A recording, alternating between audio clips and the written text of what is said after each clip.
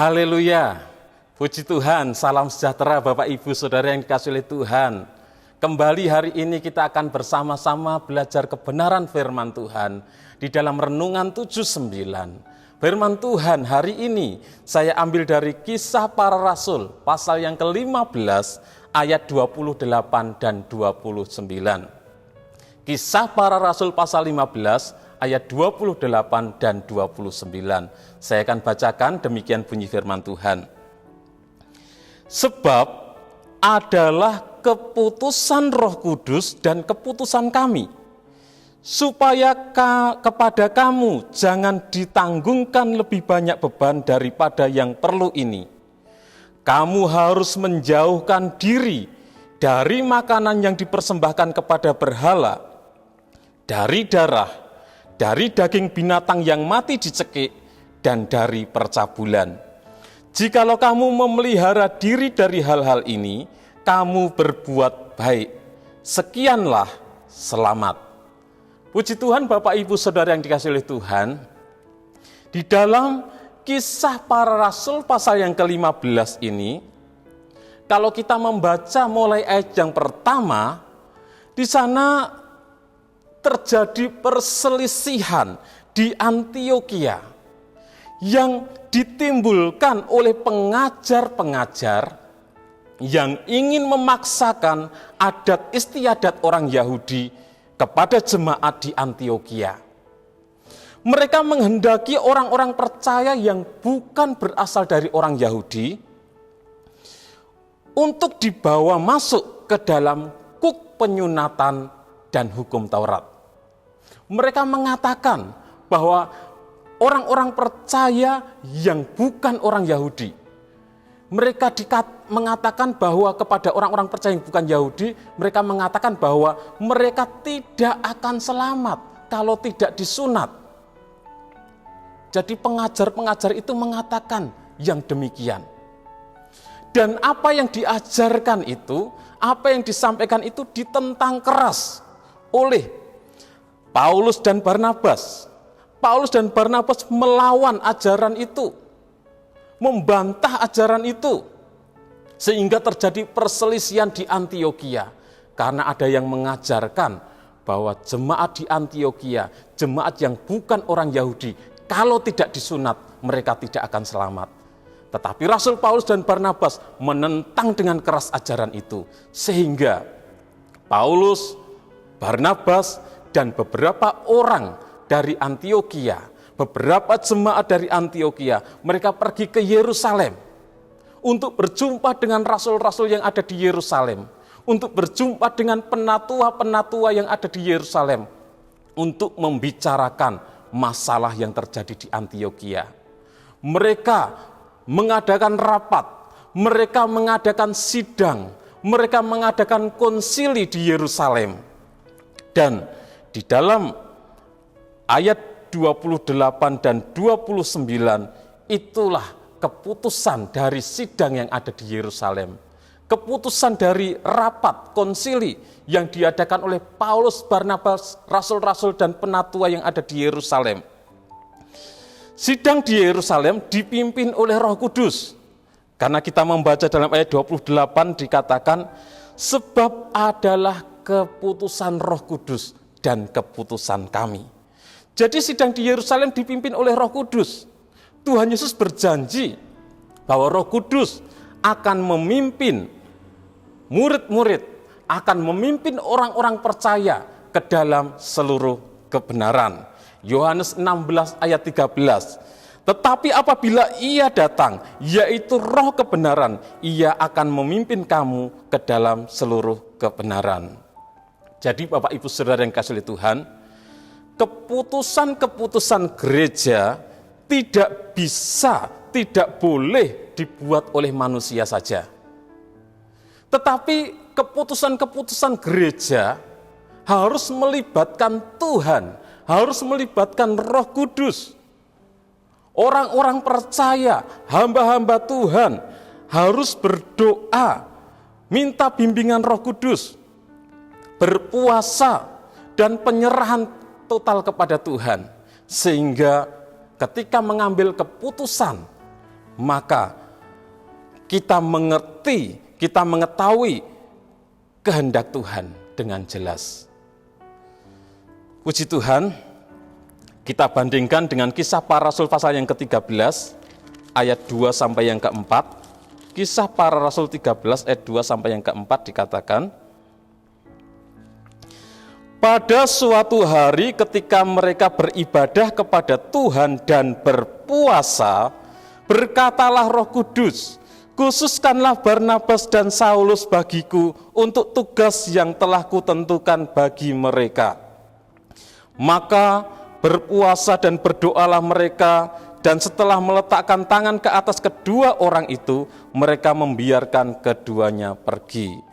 Jadi, kalau kita membaca dari Kisah Para Rasul pasal yang ke-13 ini, Paulus, Barnabas, hamba-hamba Tuhan, rasul-rasul, mereka berdoa dan berpuasa, dan Roh Kudus berbicara, menyatakan apa yang menjadi kehendaknya, sehingga mereka bisa menangkap apa yang menjadi keinginan Tuhan. Dan itulah yang harus dilakukan oleh gereja ketika mau mengambil keputusan, harus meminta bimbingan Roh Kudus, berdoa, berpuasa, sehingga dapat mengerti maksud Tuhan dengan jelas. Dan itu yang dilakukan oleh rasul-rasul ketika mereka mengadakan sidang di Yerusalem. Mereka melibatkan Roh Kudus, sehingga dikatakan keputusan Roh Kudus dan keputusan kami.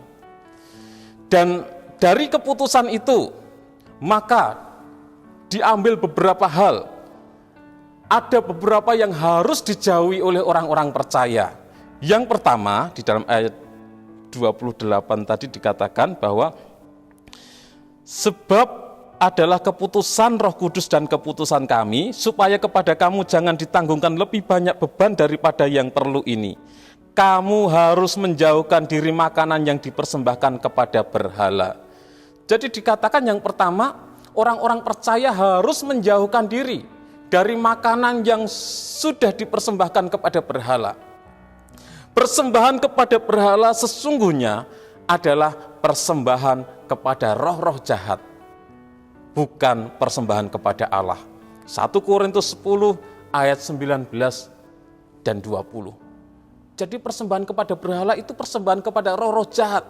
Sehingga orang-orang percaya harus menjauhkan diri dari makanan yang sudah dipersembahkan kepada berhala. Harus menjauhkan diri dari makanan yang sudah tercemar oleh berhala. Ya contohnya sesajen dan lain sebagainya. Kita sebagai orang Kristen harus menjauhkan diri. Tidak boleh makan sekalipun makanan itu enak-enak. Tapi kalau sudah dipersembahkan kepada berhala, kita tidak boleh memakannya. Itu adalah keputusan Roh Kudus. Itu keputusan firman Tuhan, itu keputusan Tuhan yang harus kita taati. Yang kedua, yang harus kita jauhi, dikatakan, kamu harus menjauhkan diri dari makanan yang dipersembahkan kepada berhala, dari darah. Kita harus menjauhkan diri dari makanan yang terbuat dari darah. Kita sebagai orang-orang percaya tidak boleh makan darah. Darah mau diolah seperti apapun, menjadi saren dan lain sebagainya, tetap tidak boleh dimakan. Di dalam perjanjian lama ada banyak ayat-ayat tentang larangan memakan darah. Dalam perjanjian baru juga ada ayat-ayat tentang larangan memakan darah. Jadi darah tidak boleh kita makan. Kita harus menjauhkan diri dari makanan-makanan yang dicampur dengan darah. Yang ketiga, orang percaya harus menjauhkan diri dari makanan dari daging binatang yang mati dicekik. Di dalam ayat yang ke-29 dikatakan bahwa dari daging binatang yang mati dicekik. Jadi kita harus menjauhkan diri. Kenapa? Karena binatang yang matinya dicekik, itu darahnya tidak keluar. Darahnya masih ada di dalam tubuhnya. Sehingga ketika diolah, dagingnya itu akan bercampur dengan darah. Sehingga kita harus menjauhkan diri, Kita tidak boleh memakan binatang yang mati dicekik. Dan yang keempat, yang harus dijauhi oleh orang percaya, yaitu percabulan. Kita harus menjauhkan diri dari percabulan. Di dalam 1 Korintus 6 ayat 18a dikatakan, jauhkanlah dirimu dari percabulan. Galatia 5 ayat 19 sampai 21 tentang perbuatan-perbuatan daging, yang pertama disebutkan adalah percabulan. Dan diingatkan, barang siapa melakukan hal-hal tersebut tidak akan mendapat bagian dalam kerajaan Allah. Jadi kita harus menjauhkan diri dari percabulan. Efesus 5 ayat yang ketiga dikatakan, tetapi percabulan dan rupa-rupa kecemaran atau keserakahan disebut saja pun jangan di antara kamu, sebagaimana sepatutnya bagi orang-orang kudus. Jadi puji Tuhan, kita sebagai orang-orang percaya harus menjauhi percabulan. Kita sebagai orang-orang percaya harus menjauhi makanan yang sudah dipersembahkan kepada berhala. Kita harus menjauhi makanan yang terbuat dari darah, yang dicampur dengan darah. Sebagai orang percaya kita harus menjauhi daging binatang yang mati dicekik. Jadi kita harus mentaati firman Tuhan.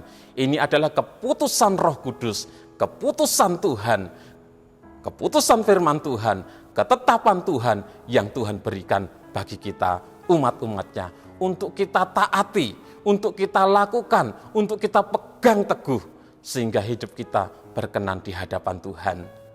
Kita akan sama-sama berdoa, biarlah kita terus hidup di dalam ketaatan kepada Tuhan dan kepada firman-Nya.